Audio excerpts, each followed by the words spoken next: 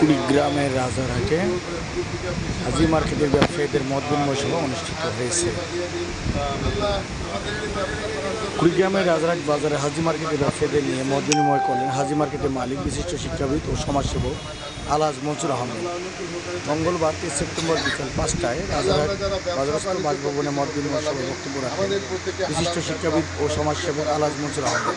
হক গার্মেন্টসের শতাধিকে আলহাজ আব্দুল হক, আবদুল্লাহ প্রেসের শতাধিকে মাহিদুল ইসলাম, আশরাফি কসমেটিকের শতাধিকে আশরাফুল ইসলাম, ফাতেমা কসমেটিক্সের স্বত্বাধিকারী মুস্তফা কামাল, মনোয়ারা গার্মেন্টসের স্বত্বাধিকারী আব্দুল হামিদ বসুনিয়া, ঢাকা টেইলার্সের স্বত্বাধিকারী আব্দুল গফুর, বাপবেটা সার্কিট ঘরের স্বত্বাধিকারী আব্দুল আজিজ, হাজি মার্কেটের তত্ত্বাবধায়ক রাজু মিয়া সহ অনেকে। সবাই হাজি মার্কেটের ৫০ জন ব্যবসা অংশগ্রহণ করে ব্যবসার উন্নয়ন ও সমস্যা নিয়ে সবাই বিশদ আলোচনা করা হয়।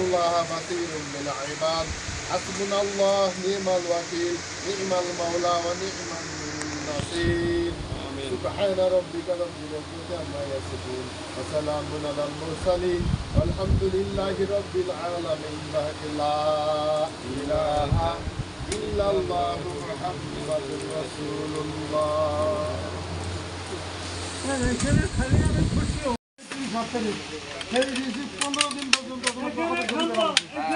পনেরো দিন পর্যন্ত